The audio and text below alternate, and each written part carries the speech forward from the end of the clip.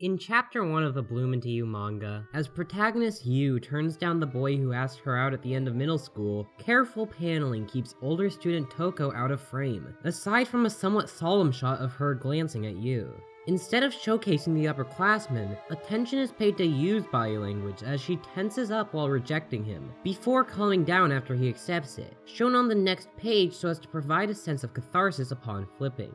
This leads into an uneasy page composition wherein we as viewers are only able to see Toko's grasping arm, while Yu expresses concern at the face which is hidden from us. Suddenly, this face is made visible, as she asks the pivotal question, implying her own interest. Yu, attempting to avoid her comprehension of Toko's question, grows increasingly uncomfortable, and once again her facial expression is hidden. This continues until she brings Yu to her face, forcibly confessing and denying her the chance to avoid engaging with the situation. This expert sequence is something that could only be done in a manga, one made by an expert of the craft at that. It was one of many that I thought the anime would fail to live up to. However, the voice acting of the anime's version fully communicates Yu's tension, relief, and then plunge back into anxiety. ごめんね。ありがとう。私もありがとう。先輩がいてくれなかったらきっとうまく言えなかった。 The excellent cut of Yu pulling her arm back only for Toko to yank it forwards works together with the ripple that the motion creates, the aforementioned voice acting, and the stellar music to not only communicate the manga's core in this scene, but to elevate it. In effect, it transfers the original's beautiful charm while adding its own understanding of these characters. This scene's conclusion, of Yu seeing their clasped hands in Toko's eye, is not present in the manga, and demonstrates this expertly. It's rare to see an anime so clearly understand its source. It's far rarer for that to lead to one of the most important queer works in the entire medium. But this start may have been a bit abrupt. Allow me to take a step back before we begin in earnest, as the backstory here really is quite important. As I argued in my video on fall of 2018 a week or so ago, Yuri anime is in a great place. Anime fandom has always been an important space for queer fans, one where gender-deviant expression is normalized far beyond where it is in broader society. The presence of queer works, Yuri being a big part of that, has been a boon to young gays for well over 2 decades now. I'm confident in saying that I would not have discovered my identity were anime not around, and that's something that can be said by tens, if not hundreds of thousands around this planet. Yet in all this time, we have not been blessed with what we need.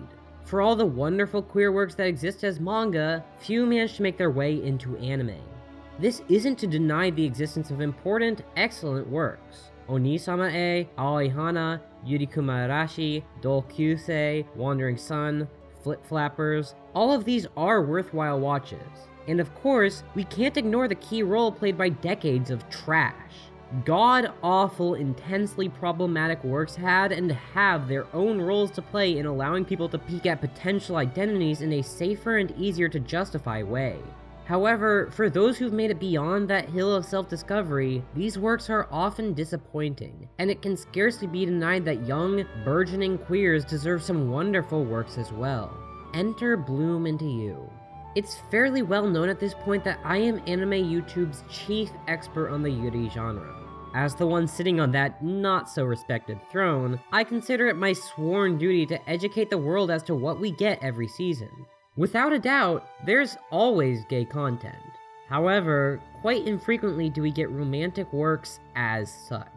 This year has had plenty of excellent Yuri anime, from Comic Girls to Revue Starlight, but for as inarguable as the queerness is in these works, it is not the focus of any of them.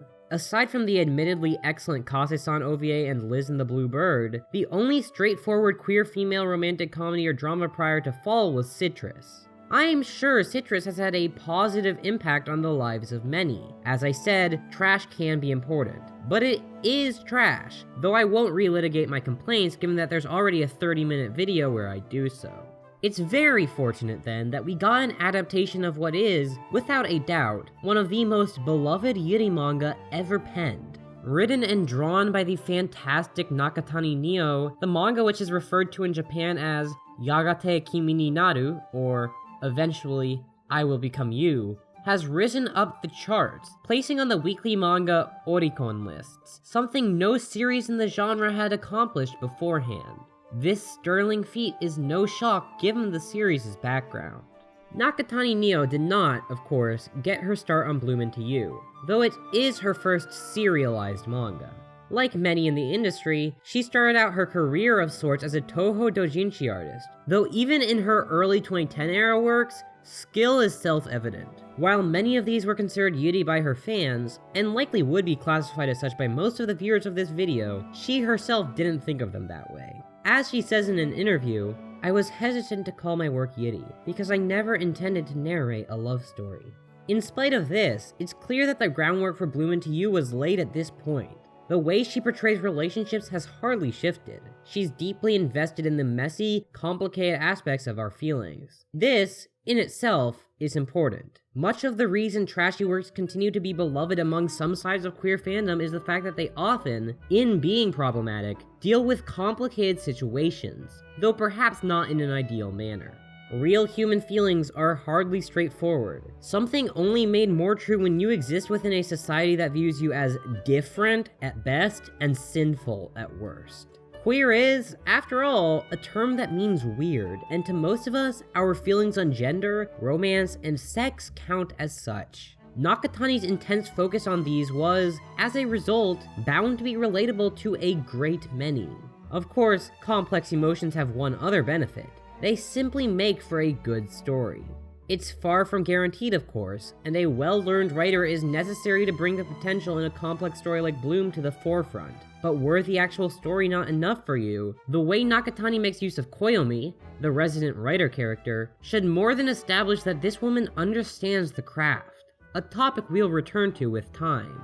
After submitting another messy love story of sorts to Dengeki Daioh for a contest, one which she happened to win, Nakatani got the chance to debut as a part of the professional mangaka world. Fortunately for her, this came at the perfect time. Dengeki Daioh is a seinen magazine, one published primarily for adult men, and traditionally, non-fetishistic Yuri has not had much luck in these publications. However, the genre has been fast expanding, and Bloom's appearance in Dengeki Daioh marked a major turn of the tides, showcasing that Yuri manga could now appear anywhere. Nakatani's new editor asked her to be the one to introduce a Yuri work to this magazine, a timely request given that at the time, she wanted to make a work where, unlike her doujinshi, no matter how you look at it, it's Yuri.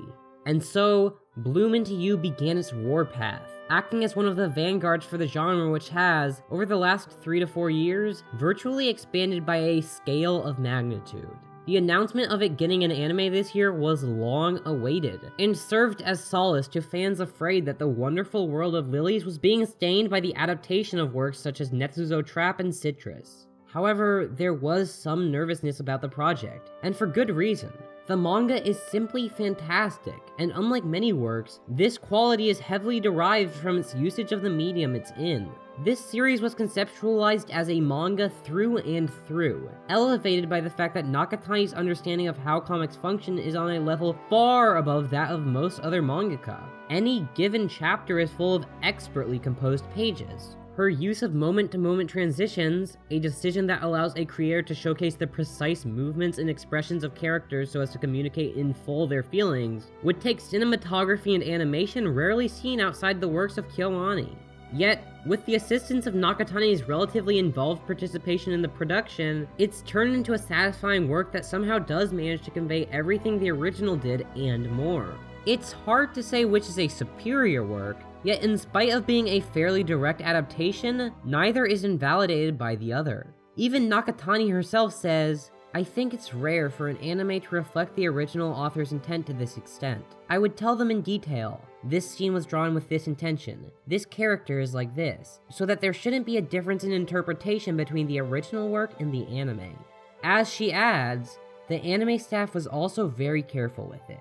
I believe the Yuri community at large, could not be more pleased with this work. But simply talking about Nakatani does not do it justice. It's now time to return to where we started, looking at what it is that makes this work so special, and what it is that makes it so important. As with all true masterpieces, Bloom Into You is greater than the sum of its parts, and talking about any individual aspects as if those are what truly makes the show amazing would do a disservice to how it all comes together. However, it's nigh impossible to structure a piece of this size without doing so to some extent, so please forgive me as I break this into multiple sections.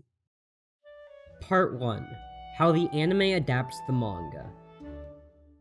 The excerpt I began this video with, while a particularly important one, is an excellent general demonstration of the skill that director Makoto Kato has brought to this series. Of course, directors are far from the only staff involved in anime production, and many people have played important roles in bringing this series to life and allowing it to dance on the small screen. But as the leader of the project and storyboarder of the first 3 episodes, it's inarguable that he set the tone for the series. Kato brought a number of new elements to the work, ones which readily assist its transference to an audio-visual medium. Take the use of water. It's far from original as a way to represent both coldness and a feeling of suffocation, but it feels so natural as a metaphor for used feelings that it's almost surprising Nakatani didn't come up with it herself. Take the first shot of the entire series. As Yu narrates about her interest in fictional romance, dazzled by it, with the image of hand-holding stuck in her eyes, an element which, as you may remember, will return as Toko confesses to her, showcasing the opening of possibilities. She herself is unable to grasp love even as she reaches her hand out. The light of the water's surface reaches down to her, but she continually sinks, incapable of making her way up top, where everyone else is. At this point of the story, where Yu intellectually understands love due to media but is unable to truly grasp it, this imagery is perfect. The water motif continues through the work, especially in Kato's trio of episodes. It returns later in the episode, as Yu's friends talk of love, ready to experience it, something that alienates her from everyone else. It returns in the next episode, as Yu is truly confronted with the fact that Toko is not like her, and in her has found a love that Yu herself is utterly incapable of finding, as well as when she spends time in her room that night, even showing the light of the surface move away from her as she stares, unable to reach it. Perhaps most strikingly, it returns in episode 3 in a different form. After receiving the planetarium from Toko, her room is once again drenched in blues. She is still sad about her inability to love, and in this instance, the metaphorical blue curtains really do indicate her emotional state. However, coming to appreciate Toko, she is now floating, not drowning, as she lays on her bed. On its own, this would be a simple, though effective, addition to the work. What makes it such a productive case study in showcasing how the work is adapted, however, is the way it's integrated into the broader text. One of the pivotal moments of the series occurs in episode 6, what is the end of the manga's volume 2, as Yu has come to the point where she sees it as possible for her to fall in love with Toko. Upon confessing that she values the side of the upperclassmen that's not shown to others, she's promptly told this. そんなこと、死んでも言われたくない。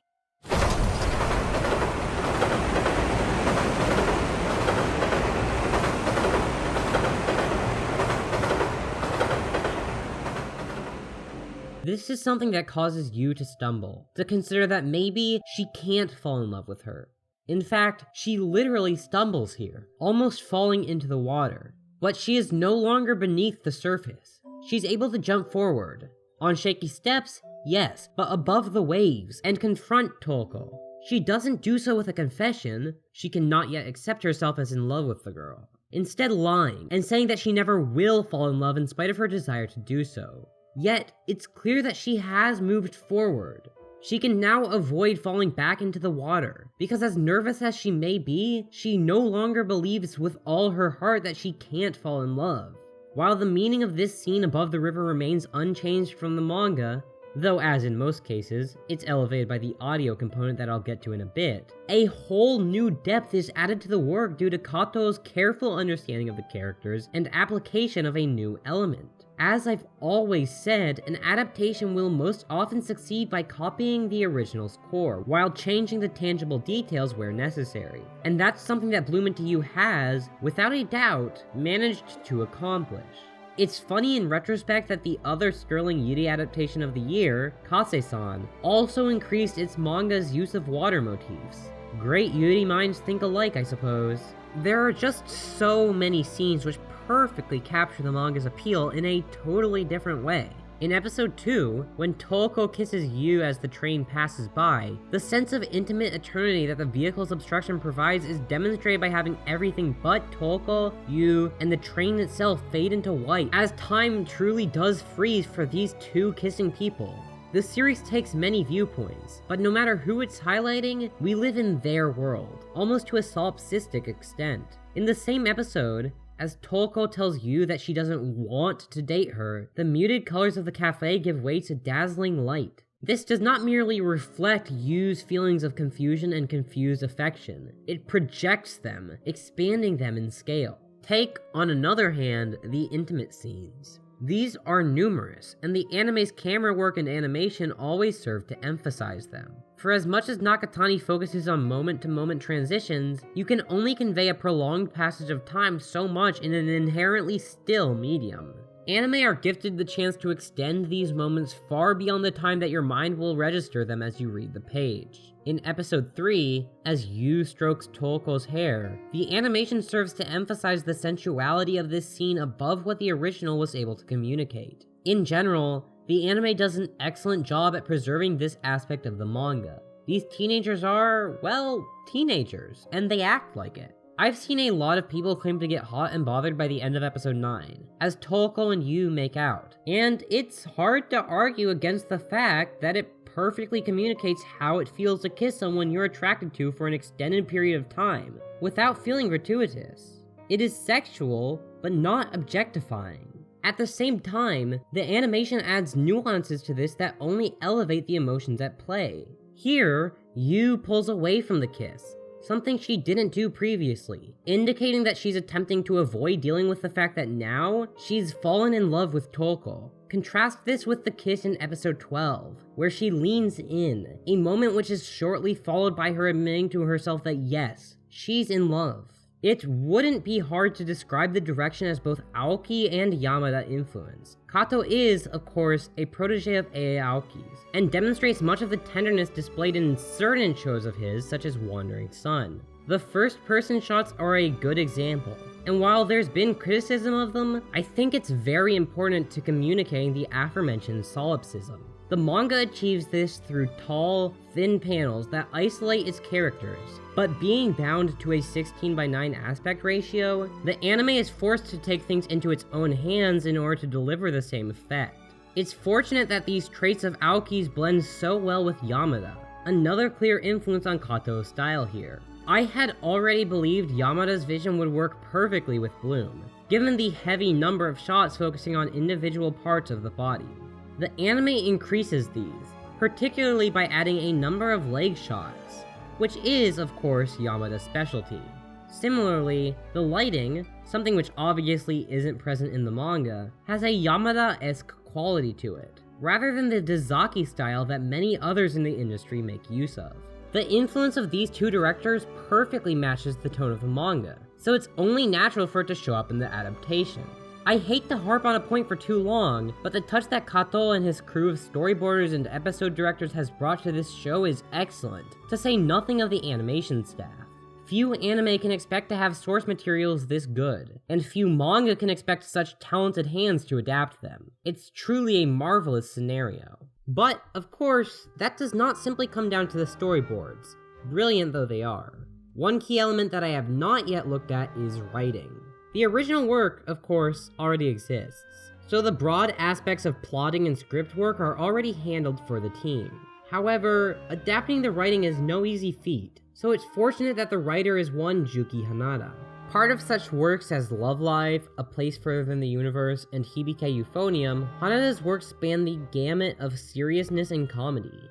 A noted fan of the latter work, Nakatani describes herself as being a Hanada fan to begin with, so I was able to entrust it to him with peace of mind. The anime's pacing, a common cause of complaint for many shows, displays no issues. Each volume of the manga takes up about 3 episodes. For a work that spends many pages on inaction and subtle movements, this is a slow rate, but it's important to slowly pondering the feelings of all its characters, which is, after all, what the series does best. And due to the decision of the staff and Nakatani herself, it's been able to end off on a good place, with roughly half the manga to go, so a season 2 would be an easy sell. However, what I'd really like to focus on as I close out this section is the show's use of sound. Really, it's brilliant. First, the staff understands that this is a work where music should not be constantly playing. Silence says more than 1,000 words in this show. It reflects our intuitive understanding that relationships and their associated feelings can be awkward. That lengthy monologues and dialogues are not always the ideal way to discover our feelings. Sometimes, simply sitting and thinking is what we really need. Still, when the show does need to make use of music, it does a great job, as Oshima Michiru's soundtrack perfectly underscores the many moments of struggle and jubilation that our leads are put through. Similarly, it's important to recognize how much the voice acting adds to the experience. What in manga can only be conveyed through the drawn expression, or perhaps, to a light degree, the choice of typeface, can be expressed in full through real voices. Take Toko, whose actress, Kotobuki Minako, adds just the right amount of strain to her voice whenever her character shows you her vulnerability, doing a far better job than anything else could at emphasizing that yes, this is a scared, damaged girl who's finally found a person who she's needed for years, and is afraid of breaking this tenuous connection. The level of detached self-hate in her voice in episodes 6 and 12 is deeply disturbing, but oh so perfect. And she excels at putting a subtle bite in Toko's voice. And Yu's actress, Takara Yuki, stands out similarly well. I was initially worried, only having known her as Alba in New Game, when I had always imagined Yu as someone more along the lines of Tomoyo Kurosawa. Yet Takara excels, painting Yu as an energetic and kind girl who's somewhat lacking in confidence, as someone who often doesn't know which way to go, while still being able to plow full speed ahead when she makes her decisions, showing a level of determination that characters like Toko couldn't even hope to demonstrate.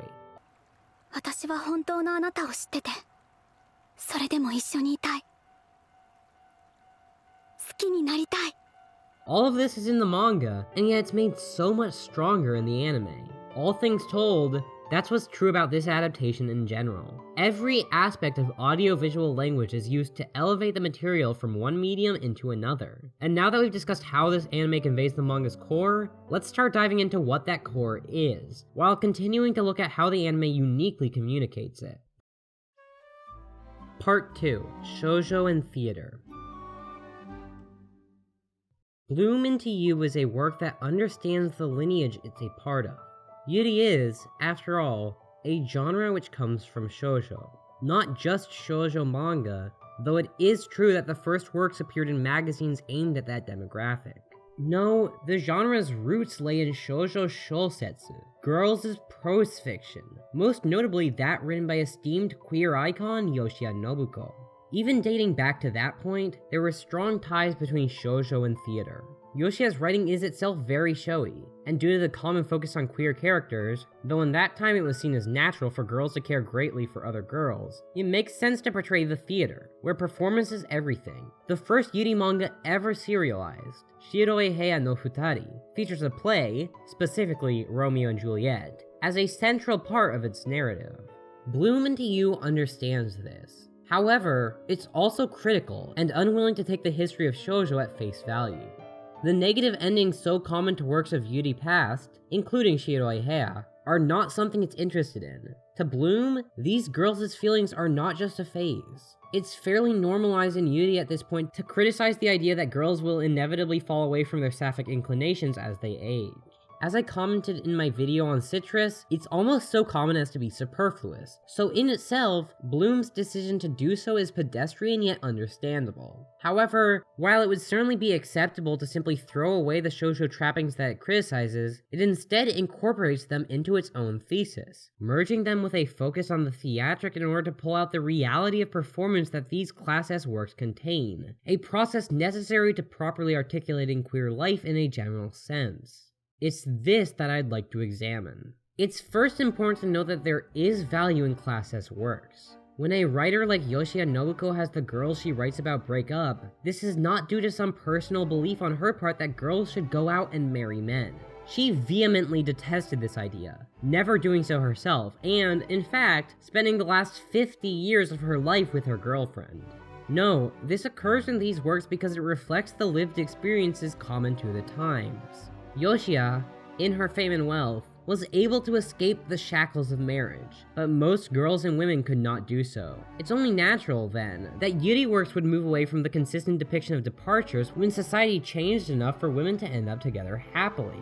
This is, without a doubt, a good thing, but it needs to be put into the proper historical context to be understood. Any criticism of classist that discards these facts will always be a limp one which ignores the material conditions of a time in favor of petty moralism. Queer people today deserve media that reflects their lives, the good and the bad, and that was true in the past as well. But the Overton window has shifted, so it's only natural that the horizons painted by Yuri works have in turn. So how does Bloom Into You, a work which, I must remind you, runs in a seinen magazine, handle the topic of shoujo manga, the good and the bad? Well, first, let's look at the role of shoujo in the story. To you, shoujo manga represent a false ideal. Having gazed at them for too long, her views on love have been skewed to the point that she cannot, until much later in the story, recognize herself as feeling the emotion. Of course, much of this comes down to her personal nature, as someone who is almost certainly demi-romantic. But it's inarguable that shoujo manga, in portraying sparkly worlds of beating hearts, have warped her fundamental sense of what romance is supposed to be. This obviously paints a pretty poor portrait of shoujo romances. However, I don't want to deceive you into believing that Nakatani simply despises the genre. Yu is hurt by the idealized image they've helped build in her, but that does not mean that they have no value, and as I said, some of the effect is due to Yu's own nature. The best demonstration of what I mean by this is in episode 1. Toko helps guide Yu to the student council room, and as she stops and stands there, we see Toko surrounded by flowers, a classic symbol of romance in shoujo manga. Notably, however, they are not the traditional flower frames. Rather, these are diegetic flowers, existing in the actual world. This work has taken a lot from shoujo, and it's willing to admit that, yet it also strives to stay grounded. A similar occurrence happens in episode 7. Resident third wheel Sayaka remembers back to when she first dated a girl. Occupying a girls' school and being between senpai and kohai, it's very much the typical class S relationship. In itself, having Sayaka be frustrated by her upperclassmen's insistence that we should grow up and move past this phase would be enough to rebut things. Yet this was an important time for Sayaka, and if she hadn't dated the girl who Sayaka's voice actress refers to as Nasty Senpai, she wouldn't have been able to truly accept her lesbianism upon seeing Toko for the first time, a moment which in itself is quite tinged by shoujo trappings. Even the OP, drenched in flowers galore, has them hanging from the ceilings or strewn across the ground. Flowers, as a signifier of shoujo culture inherited by Yoshia herself, are present all over the series, and yet they do not overwhelm the actual frame. It's important to recall that just because we're critical of something does not mean we must entirely avoid it. Problematic works can have value to people, and Bloom Into You acknowledges that in drawing from deeply flawed sources that still contain some kernel of poignance. The theatrical elements of this series, of course, are not hard to spot. The show's drama feels fitting for the stage itself, and this is no shock given what a strong grasp Nakatani has of how theater works. The play she writes within this play is, first of all, a fantastic work on its own, something I would gladly pay to watch were it made flesh. Even the first rendition is fantastic, but her understanding that a story needs to have the characters make decisions based on what actively happens during its run rather than in its past shows a deep understanding of the craft of writing. Furthermore, the manner in which the script reflects Toko's situation is genius. Part of what makes theater work so well in queer works is the nature of performance. In being someone else, an actor is free to express themselves openly, without fear of reprisal. In Shiroi Hea, the main characters can kiss without getting in trouble due to their lead roles. In Wandering Sun, the protagonists get the chance to defy their prescribed gender presentation. Bloom, however, depicts the opposite of this. Toko is not getting the chance to be someone else. She is forced into explaining herself, and in doing so, has to seriously confront the self-destructive attitude that's gotten her to where she is in the aftermath of her sister's death. This play makes her confront the fact that the mask she wears, as shown brilliantly in the OP, is simply a part of her true face, and that we as people are defined by our actions, whether those actions are read off a script or not. She may rather die than hear that people truly like her, but this is a drama, so a figurative death's not out of the question. The play's the thing, as they say, and while only you and perhaps Sayaka are aware of how true to life Toko's role is, it will, in this case, push our queen to catch her own conscience. Yet the importance of queer performance is not ignored. Sayaka's role as Toko's former girlfriend may not be quite as hard to play, yet it still creates a situation of both deep happiness at getting to act the part she's afraid to express, as well as intense fear over her inability to play this role in real life. Yet there's a progression here from the Yuri theater of times past. Sayaka is not acting as Toko's boyfriend. No, they both remain girls within the play. To bring things back to the earlier point, material conditions have changed, and you can get away with portraying your lead role as a serious lesbian now, without repercussion. Class S was an important movement and period within Japanese history for queer girls, so it's fortunate that Bloom writes off the attitudes and systems that made it hard to prosper at the time, and not the ways in which people attempted to express their true selves in those oppressive conditions. Ultimately, Bloom puts forth a pretty straightforward thesis on this front. Shoujo, as with theater, is an important realm for expressing feelings and coming to terms with love, so while we can't ignore their problems, we cannot write them off either, as they can prove greatly useful. These characters could not exist without the history of shoujo works, so let's remember that as we move on to discussing them in particular. Part 3. Characterization. Koito Yu, as the main character, is the axis around which the entire series revolves. The title, Bloom into You, refers most evidently to two ideas. The first of these is Toko's attempt to become her late sister. The second, and the one I'd like to focus on right here, is Yu learning more about herself, becoming a person she's happy to be. It would be impossible to discuss Yu without diving into the topic of aromanticism, though as I am not the best resource on this, I recommend you search out content from aro people, such as my good friend Mathwiz. Regardless, this has certainly been a topic of discourse, and that's no shock. Asexuality and aromanticism are certainly underrepresented, and it's fairly inarguable that Yu, at the beginning, is incapable of falling in love. Of course, given that this is and has been marketed as a Yuri romance from the beginning, it's fair to say that anyone who expected her not to do so was building up some false hopes. But it's understandable why they would want to do that, and I sympathize. Even still, her being aromantic isn't ruled out, and remains fairly likely, given that it, as with most things, is a spectrum. Like I said, feelings are messy, and it's plenty obvious that Yu is not the sort of person who can easily or regularly fall in love, even if she's capable of doing so eventually.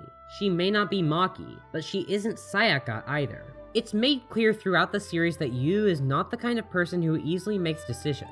Aside from the question of romance, the indecision in regards to which leaves her stunted and incapable of movement for most of the show's run, she simply has not historically been the active participant in most her choices, instead going with the flow. She played softball in middle school because her friend asked her to, and joined the student council because a teacher roped her into it. This isn't to say she doesn't enjoy what she does. She did care about the softball, but she did not get invested in it the same way her teammates did. Toko's appearance, however, offers her something new. While initially drawn to the upperclassmen due to the potential connection between their feelings, Yu remains invested even after finding out that the girl has fallen in love with her. She has hoped that she could come to love her, and from the beginning feels some sort of affection for her, if not a romantic one.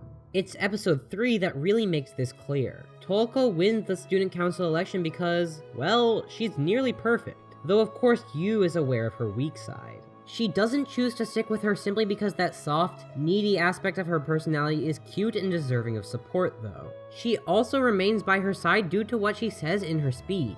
Toko is not defined by the aspects of herself that she hides. She's also made up of those that she shows to the world. Her dependability is real, and it's this, combined with the desire to help her and perhaps fall in love with her over time, that spurs you to remain in the student council, by Toko's side.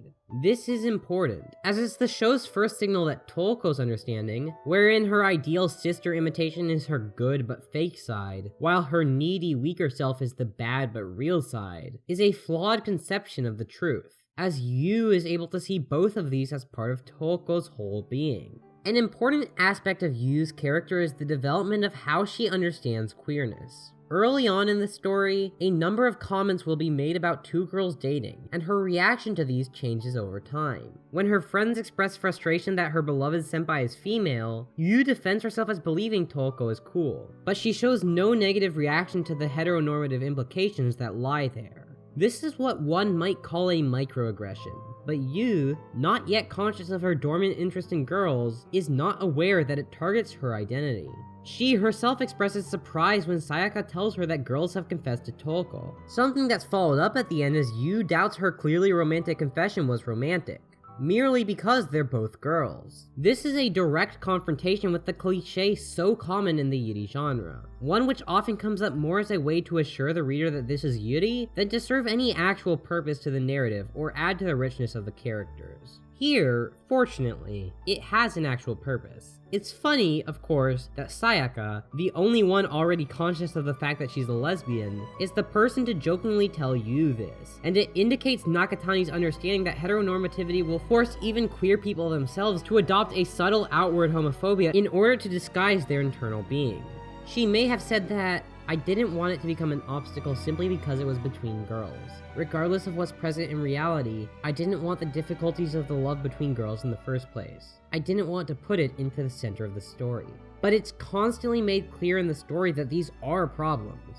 They're simply not the most important ones to the characters right now, especially not to Yu and Toko.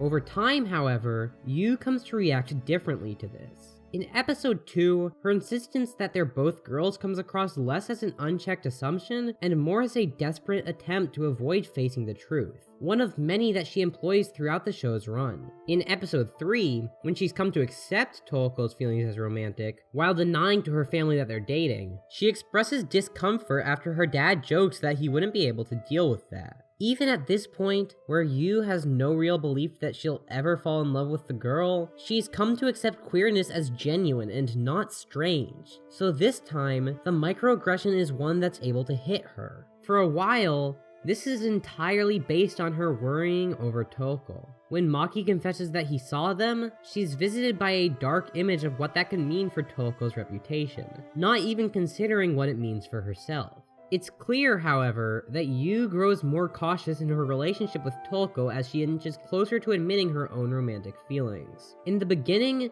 she basically lets Toko do whatever she wants, inviting her to her room with not a hint in her mind that something untoward could occur, merely because the library where they've been studying is full. She certainly does care about studying with Toko in particular at this point, counter to her frenzied denial of that fact. Yet she was not aware of the implications of inviting a girl who's into you into your room until it's pointed out to her. In episode 12, however, she invites Toko specifically because she wants to spend more time with her that day, making no excuses at all, fully aware of what may result and almost disappointed when nothing horny occurs. Yet in this case, she's more nervous of being caught, as the presence of the door that could easily be opened behind them looms large in the storyboards. She has grown more nervous of being found out, because at this stage, it would be so much harder to deny that her feelings for Toko are romantic. Shout over it though she might, she knows she's in love.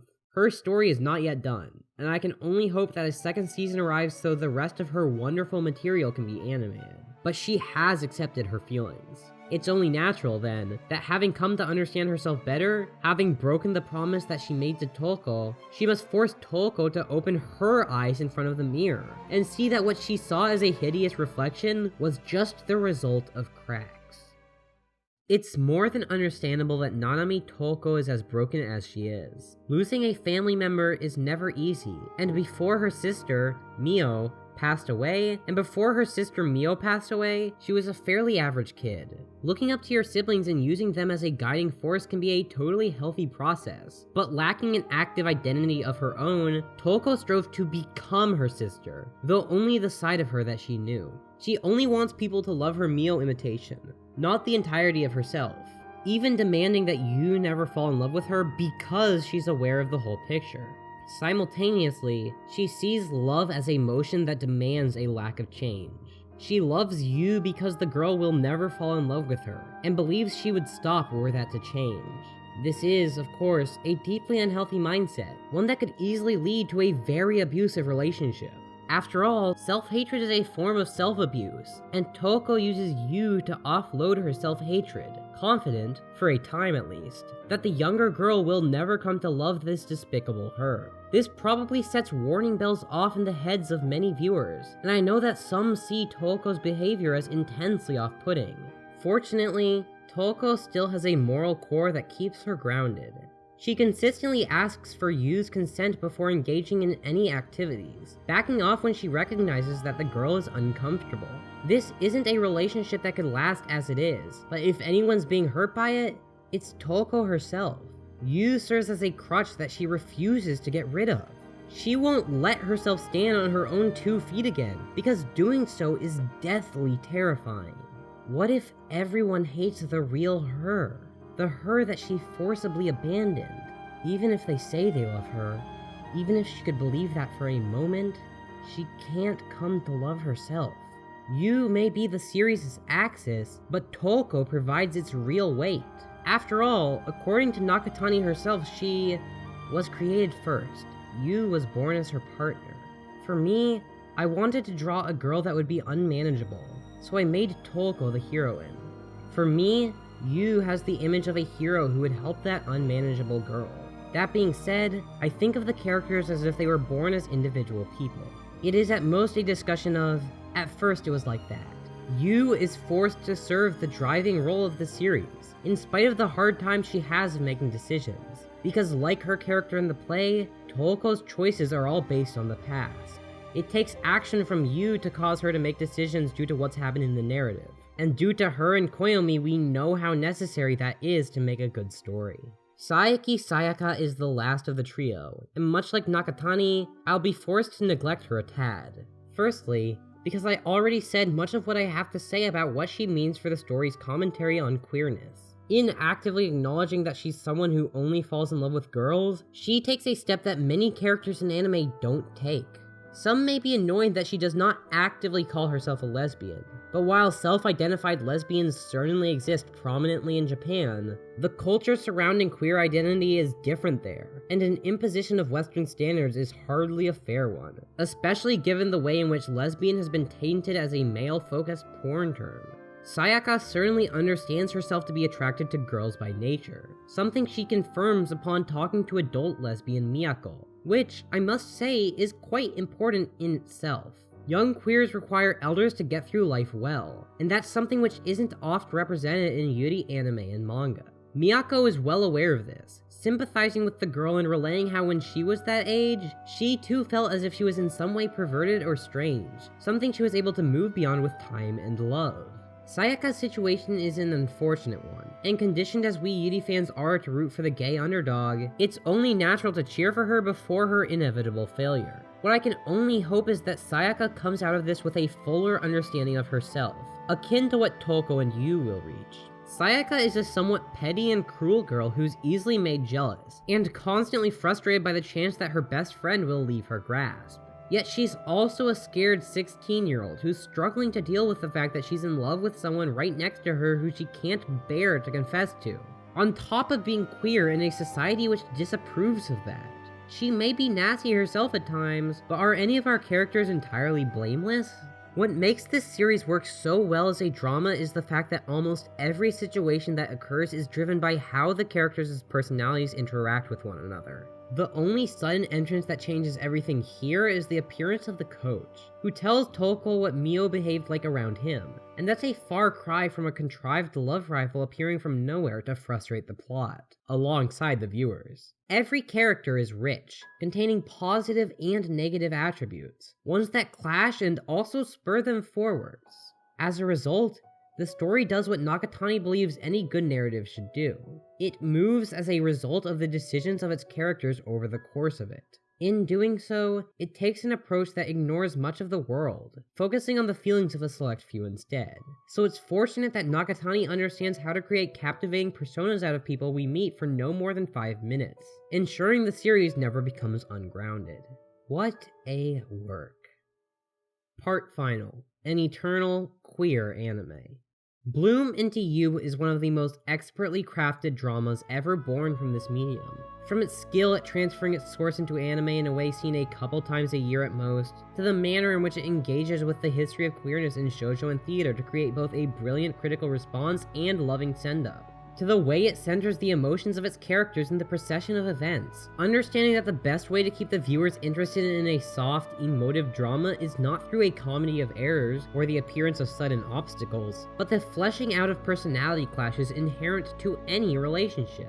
Yet there's ever more to discuss. As I alluded to earlier, the manner in which it deals with aromanticism should be considered in more depth by someone with greater qualifications to do so. The way Yu and Maki are counterposed is something particularly worthy of analysis. Similarly, further attention should be paid to the writing of its theater elements, though again, that is something for a writer with more expertise than me to discuss. I myself would like to spend more time speaking on how the series deals with the bitterness common in so many romantic relationships. Ecstatic as I am with the one I'm currently in, events that transpired towards the start caused emotions that could certainly be called complex, and I believe this is true for a great many people. Being queer puts you in a vulnerable position, so even the happiest and most fulfilling relationships can very easily have sore points. Exploring this is important, not just as representation or for the sake of educating both cishet audiences and younger queers, but because it simply makes better stories that more accurately reflect the world. Comparing this to a work like Citrus, which tries similar things but frequently fails in the process, would be a useful comparison, as would be one with a manga like Nettaigyo wa Yuki ni Kogareru, created by a similarly talented artist, who is even more concerned with the solipsism inherent in focusing on your own budding romantic feelings. I'm sorry to say that I don't have time to conduct these comparisons today. However, even without addressing those aspects, I'd like to think that I've covered the series in enough detail to provide a building point for future analyses. Discourse between writers generates far more worthwhile material than cloistering ourselves off, and I always hope that my pieces can inspire responses, be they positive or negative, to my points. When I look at an anime landscape that's full of important queer works, ones that help me to come to terms with the fact that I'm a trans lesbian, I'm happy to know that this year, among other works, Bloom Into You was added to the general queer canon. Hopefully, it can be completed.